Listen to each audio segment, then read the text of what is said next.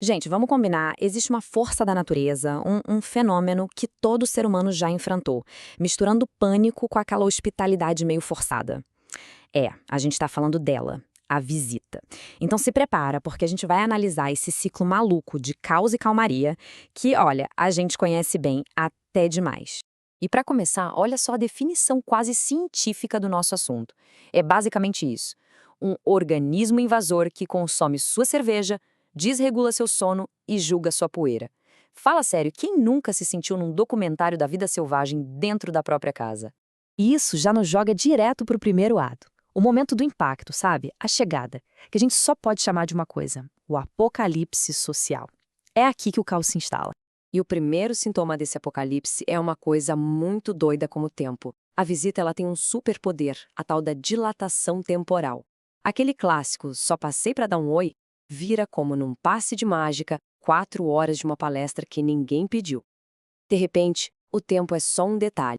E o rombo na carteira? Ah, isso é o que a gente chama de buraco negro financeiro. É impressionante, a visita parece que tem um faro para tudo que é mais caro. Aquele queijo especial que você comprou para você, já era. Aquele vinho guardado para uma ocasião especialíssima, foi embora. É um talento, precisa admitir. E aí, quando o furacão vai embora, ficam as provas do crime. Prova número 1: migalhas. Migalhas em lugares que desafiam as leis da física. Prova número 2: manchas. Umas manchas misteriosas no sofá, na parede, talvez até na alma. E a prova final, a mais clara de todas, a exaustão. Aquele sentimento de quem correu uma maratona, mas sem sair do lugar. Ah, o som da porta fechando. É música para os ouvidos.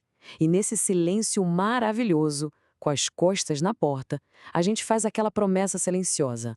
Nunca mais. Chega. A partir de hoje, eu sou um eremita. Vou morar numa caverna. Só que essa promessa de virar eremita não dura muito. E aquele silêncio, que parecia um prêmio, aos poucos vai se transformando em outra coisa. Bem-vindos ao ato 2, o abismo do silêncio. Passam-se 2 dias. A casa tá limpa, um brinco, a louça toda no lugar e o silêncio é total. O único barulho é o do relógio na parede, que agora parece que tá gritando. Tic-tac, tic-tac. E aí, bem devagarinho, uma pergunta perigosa começa a aparecer na cabeça. Essa paz toda, essa organização, será que não é na verdade um tédio mortal? A calmaria começa a ficar meio vazia. É exatamente esse o paradoxo. De um lado, você tem o caos da visita. Barulho, risada, comida sendo dividida, uma bagunça que tem vida. E do outro, o vazio do silêncio. O tic-tac do relógio, a comida que sobra na geladeira, uma ordem que não tem graça nenhuma. E é aí que a ficha cai, com uma frase que é quase um poema.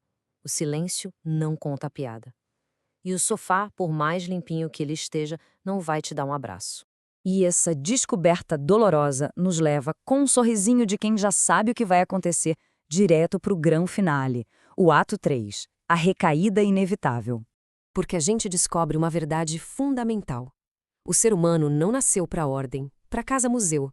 A gente foi feito para bagunça compartilhada, para aquela confusão boa. E o processo da recaída é um ritual, tem até passo a passo. Primeiro, a convicção, você percebe que é viciado no caos. Segundo, a ação. O dedo vai sozinho no celular e manda aquela mensagem: e aí, vou marcar alguma coisa? E terceiro, a consequência. A campainha toca. De novo. Então a gente entende o ciclo. A gente não arruma a casa para ela ficar arrumada para sempre. A gente arruma a casa só para ter espaço para fazer mais bagunça. Mas da próxima vez, uma bagunça juntos. No fim das contas, a gente entende. Sim, as visitas podem ser um furacão. Podem cansar, podem ser um verdadeiro apocalipse social. Mas a única coisa pior que uma visita chata é não ter ninguém para a gente poder reclamar dela depois. Porque, fala sério, a melhor parte da visita é a fofoca que vem depois. É disso que a gente sente falta, da história, da vida acontecendo dentro de casa. E assim, a gente fecha essa análise com a grande verdade, o resumo perfeito dessa montanha-russa toda. O paradoxo da visita. É ruim com elas, mas é absolutamente insuportável sem elas.